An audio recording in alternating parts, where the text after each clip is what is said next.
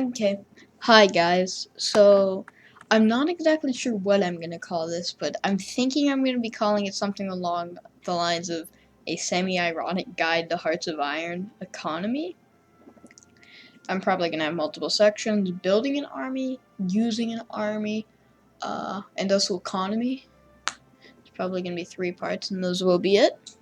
But also, can we just admire how nice this background is? I mean, like, look at that beautiful plane falling out of the sky.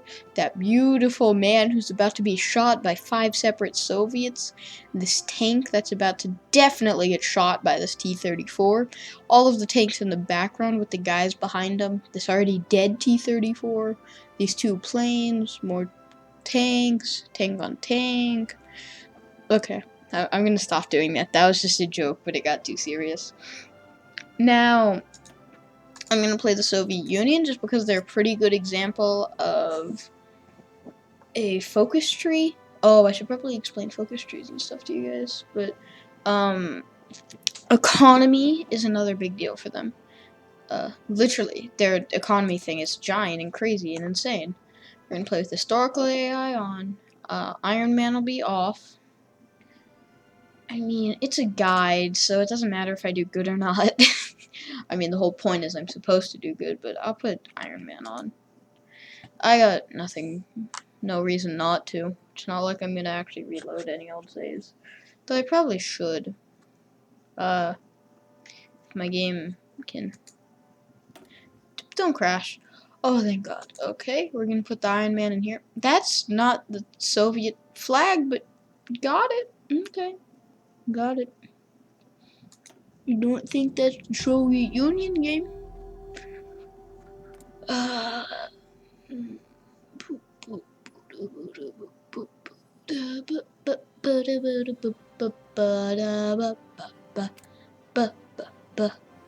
Okay, so first thing I'm gonna do when I play Soviets is, this is just the basics, you know, it doesn't really matter.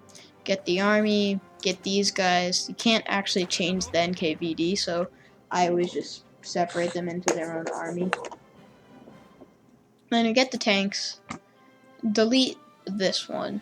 There's not any reason. Just, you want to have 10-ish, just because that's a nice number to have for them. Let's delete this so we have motorized for our tanks, because you spawn with way too many tanks. So I'd like to get some elite ones at the beginning of the game. Then we're going to turn all of these guys just into our basic infantry. Okay. And very intelligent. Then we're just going to split these boys up. There you go, army. Another army. Yeah, you want to put all of your troops into armies of 24 or so, because that's how large an army can be while still getting buffs from, like, your leaders. Also, always put Georgy Zhukov in charge of tanks. That's rule number 1. The rest of them doesn't really matter that much. Make you the second army group. New theater. This is just how I play. It doesn't really matter how you organize your army. That's not exactly a big deal. I don't really care exactly how you do that early game. I can show you some good division templates. It's not important.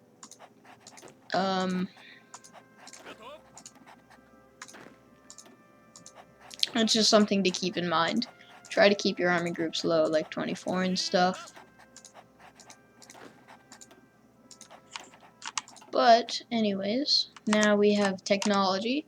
It's not a huge deal what you research now, but I love medium tanks, so I'm going to research the medium tank chassis so I can get started working on that.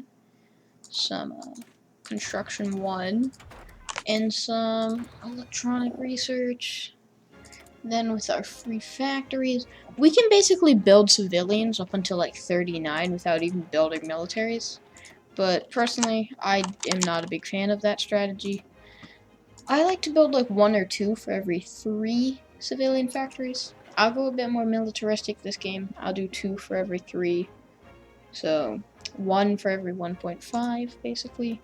Now, Soviet focus tree is a bit insane if you, I mean, like, yeah, if you get what I mean. Like, how are you supposed to comprehend this? And how I recommend doing it is ignoring everything and just figuring out who you want. Do you want Trotsky, Stalin, this guy? Not even gonna bother naming him. Or Russia, compared to Soviet Union. Now, I'll just do normal gameplay and go Stalin, because he has some crazy perks you can get later on that are so much fun, but I'll show that in a later video. So probably be a few parts. Again, military spending, I'll let you guys decide. I do tanks, so ignoring light tanks because I'm not using those. We are going to get you guys to do army training for us because I don't really care.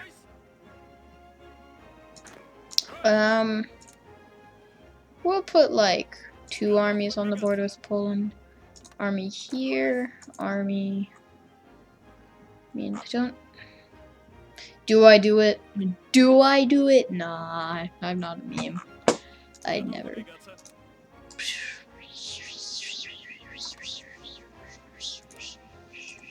Doesn't really matter if they can fully man that or not. I mean, oh, I did not mean to hit that button, but let's think about it. Don't have to deal with that or that. We don't really have to deal with any of these guys. So I'm just gonna put all my troops on to Poland. I have to hold shift, don't I? Yeah. Okay, now if you hold shift, it just removes all of like the mini borders where they are. It's just easier to look at visually. It doesn't really matter at all. Then we're also gonna get you to start training because I don't really need you. Again, let's get over that gun deficit. Put a few onto that, a few onto that, a few onto that. Ooh, let's up our plane budget. Also, something you wanted that you're gonna either A, deal with or B, ignore is if you're playing against the Allies, you will always be losing the air war. If you're playing against Germany, you can win the air war with the Soviet Union, but the way that I do it, I just build a little bit of anti-air, so I'll actually set that up right now, because I always forget to do this, so I'm really glad I mentioned this. You only really need 4 max if you have like 200, 300 divisions, because it's super cheap and you can just make a lot. And I mean, look at how few resources it uses. But if you're fighting Germany, they're gonna have a lot of planes at first and put them all in like 2 areas. But once you deal with that, or they get scared from the UK literally bombing their factories out of existence, they will eventually remove some of them. And if you're as powerful as I get sometimes in these games, you might be able to put 30 military factories on fighters alone, which is a very easy way to get superiority fast. Of course, building anti-air also helps, but enough talking, more train more divisions. I'm also doing it multiple stupid things here, just, you know, to maybe get a good war, you know, if you get what I mean. For example, I'm not building forts. Like, a really easy way to win this war without losing, like, any land is A, just build forts along this entire line, or if you're okay with losing land, you just stay behind this river, except for, like, here. You gotta take that city, so you at least hold this city. So that way you can, keep as many areas as possible. And, like, you can literally just build, like, an extra level or 2 here because they don't have a river. And you're, like, unkillable. Like, they can't hurt you. You don't even have to worry about losing Kiev. I mean, okay, you do, but also, are you gonna lose Kiev? Probably not. Probably. Probably is in quotation marks. But anyways, I'm gonna fast forward time really quick. Nice Soviet music in background. Game's not exactly the most fast-paced, so if you're looking for something, for some fast-paced game, this isn't exactly it. Unless you go with the 1939 start. But also, if you play with the 1939 start in this game, you're gonna get publicly executed because you're a hater of fine arts. Okay, that's not true, but nobody ever plays with that. It's sad. Oh, yeah, I should probably go over our debuffs. This is the National Spirits tree. It's pretty important. Has big debuffs like this. So that this doesn't look that bad. It's only 3 things that are bad. Experience soldier losses, which just means you lose experience super fast. You just have less army experience, which is this. Different from troop experience. And less division organization. The division organization is the most important. This is also another reason why the Soviet Air Force is so bad. That's why most of the time I ignore it for a long time. But, something that I always do whenever I pick Stalin is because he goes purges very fast. What I do is I try to get his purges done as fast as possible. So you want to reach, this one, the block of Reds and Trotskyites, as fast as humanly possible. While also trying to finish this as fast as humanly possible. And then if you have any time, like doing these. This is mostly important. But also another thing you have to do is as soon as you're done with this, you get common turn and then you go for this. Because that gives you a bunch of army XP, which we're going to need if we're going to modernize the army. You get what I mean? All about modernizing, aren't we? This will probably be broken into multiple segments for viewing pleasures. Instead of just like a 3-hour video explaining everything that there is to know about playing a semi-mediocre version of Hearts of Iron. Because I'm not very good at this game. I think you guys know I'm not. I'm just trying my best to make something somewhat entertaining. Well, entertaining is in quotation marks, if I'm being honest. How are you low on manpower? So, no, explain to me. How are you low on manpower? Write a review for me on how you are missing 3,500. That's why we put the army down there. We don't have to worry about that. You just get some extra war support. You just do that so you can mobilize the economy faster. I'll explain that in a second. So as the Soviets, you have a lot of people, so going to limited conscription is nice. Not really necessary for a while. First thing we need to do is get 50 war support and do this. The reason we don't just go for this first and then switch later is we make like 0 political power. And political power is very important in this game. So to try and conserve it, we do take a small economic hit, but overall, I think it's worth it. But that's up to you again, if it is. I just personally think it's a good idea to wait a little so you can, get these guys. But also, getting free trade as the Soviets is nice because if you look in here and you go for this, we are, am I being done? Because I'm pretty sure you can, yeah. See, a lot of people are buying our oil, so we get a bunch of factories from this. I mean, nobody's really buying any of these, except for our steel. Some people are buying it. We get factories from people buying our stuff. So if we go to free trade, more people will buy our oil, which is good for us. So we want to switch that. And besides, we get construction speed by a lot, research speed. You get a lot of buffs when you do that. Stalin's starting to get a little worried and might start shooting people if I don't keep him not worried. Don't worry. With my guide, you try to avoid that as much as possible, but this really works for any nation, just not the focus tree method. You just kind of have to ignore me talking about the focus tree if you're playing a different nation, like organizing your army and stuff. Of course, you want to put the guy who is the best with tanks in charge of your tanks. Medium tanks are the most economical in my opinion, and they also don't eat supply like heavy tanks, but they're also not as cheap and weak as the light tanks are. And the reason I'm doing this video is because There's actually going to be an update soon that gives Italy its own focus tree and Ethiopia gets its own focus tree, which will be pretty fun to see.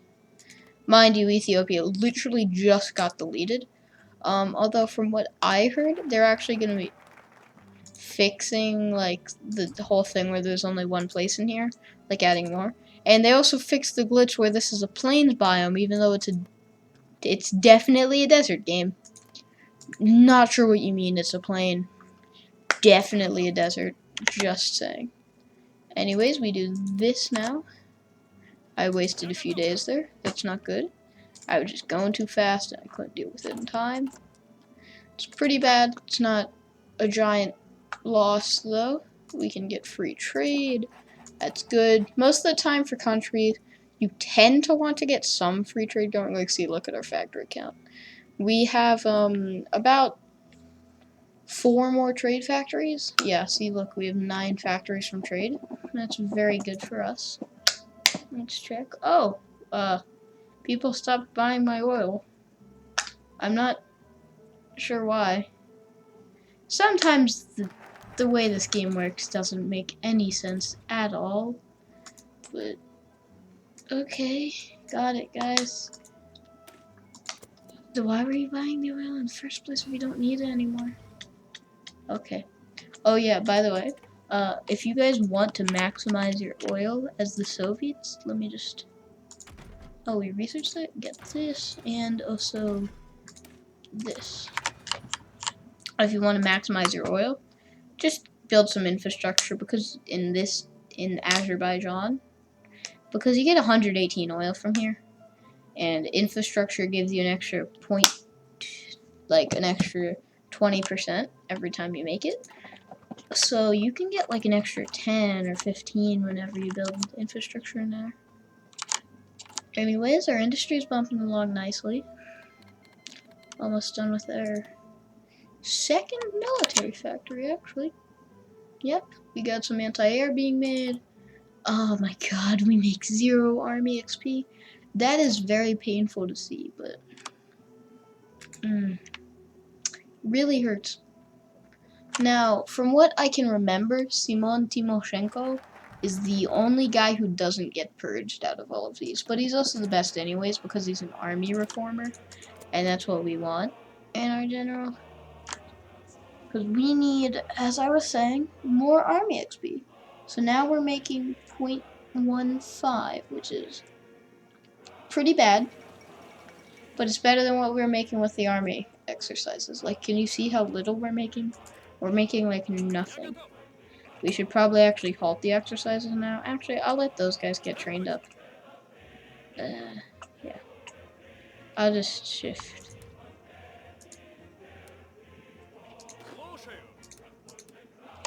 There you go. You can use this command to make it so they stop training once all of their guys are high enough level. How many guns do we have? We have a decent number. So, I mean, well, we actually have a negative number, but it's not that negative, which is what matters the most. Let's boost our stability, like, a lot, because we are very low on that.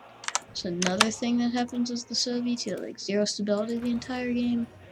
But we can deal with that. It's not a big deal, guys. Oh, I can finally edit these guys. That's good. Yeah, if you pick Stalin, you can edit them. Otherwise, you can't. Just gonna make sure that they are all experienced troopers. You know, let's do that and that. Okay, do that again. Starting to run out of high enough, like, you know, good infrastructure areas, so I'll just start building over here, which I know seems strange, but don't worry, there's method to my madness. It's because, guess what? Why did I say that? You guys can't guess? Okay. But it's because, you know, if Germany does invade and is extremely successful, guess what they're not going to take from me? That's right. That. Too far away. They can't. How much longer? Okay. So, about 2 more focuses I have, so I'll do that. Sure, let's kill him. Best part about playing the Soviet Union, you can just go, sure, let's kill him. Let's go, we're getting close to air support. That's a massive thing. Captain of Industry, that's vital. Yep. We're doing good. It's coming along nicely. Let's see, we already have 88 factories. That's very good, actually. Not even a year into the game. I mean, we're almost a year, but not yet.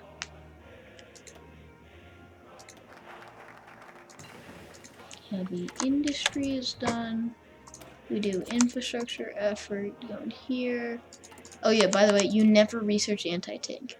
The reason for, I mean, you can research it, but you shouldn't use it. And that's because, guess what? AntiAir has insane piercing. 25?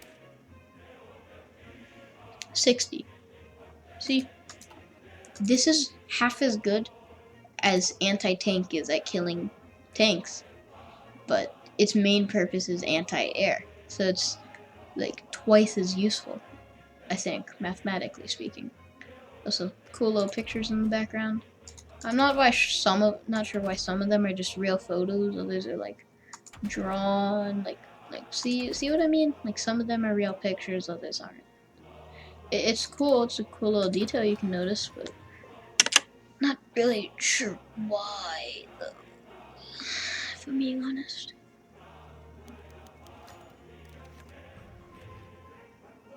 Let's see.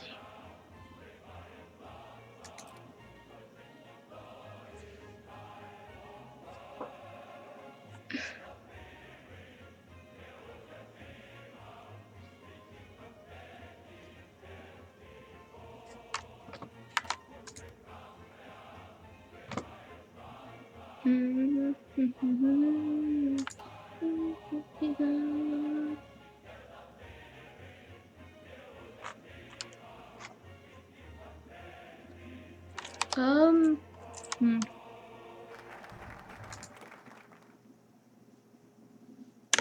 Oh, should probably deal with this. Nice, we can finally get this on. But you guys have to give me 1 second.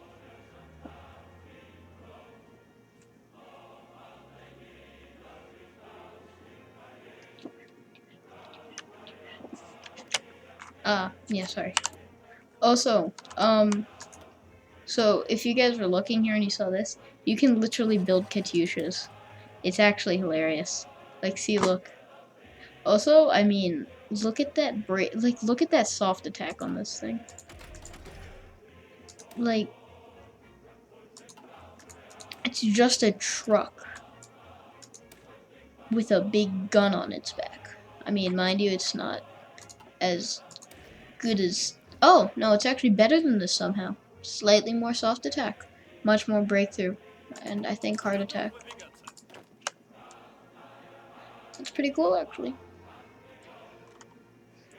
Also, if you see, here, let me show you guys something really quick. It's this plus button. It's like it's like perks for your leaders and stuff, and costs this command power to upgrade them and stuff. So I'll just do this real quick. If you're wondering why I'm not upgrading these guys, it's simple. It's because they're gonna get murdered at some point. I'm not sure when they will, but I know they will. They will at some point be murdered. And if I'm being honest, I don't want to have to deal with that. Don't want to have to deal with losing that power over that. So I'm just not gonna. Although, I think I have enough power to start designing a new tank. So let's do it. We're gonna make a tank. Now the good thing is, because I'm making the new tank so early, it means that it's gonna be, oh, yeah, I should probably explain to you how making tanks works, but I want you guys to experiment with your own, not just follow some design some guy on the internet told you to use. It is if anybody watches this actually plays this game, which I doubt, to be honest. I'm kind of making an early version of the T-34 at this point. Okay, my tank would not look like that. It would look like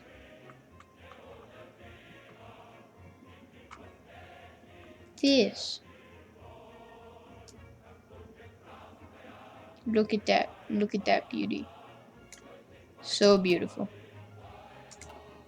Yep, I love it. Okay, and we're just gonna upgrade the engine so it can actually move at a speed greater than nothing. Some armor, of course. Reliability is not great, but if we add torsion bar, it's about 85%, which is good for us. Can change this to welded armor. Ah, darn, too expensive. What if I go bing bong, bing bong,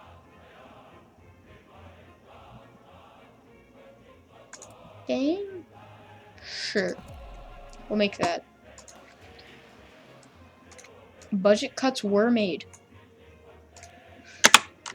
But that's a good tank. We're immediately going to start trying to add that to my tank divisions.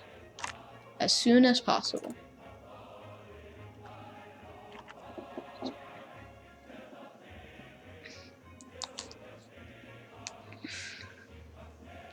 That's going to be a pretty okay tank early game. Like, you know, if I didn't... Most of the time you don't really want to mess with this battle and all that. I mean, this could be a good area to attack. Like, if I really wanted to, I could send my tanks down, and it seems like there's no debuff. Like, if you look at this war, they have unplanned defensive, which completely makes any assistance by, like, players useless. So if I were to attack here, I could probably, like, cut off half of this nationalist army, sweep up here, help defend Madrid, you know. I could, like, go here and make some steps, but at the same time, I just don't want to deal with all of that. Most of the time, I just ignore this.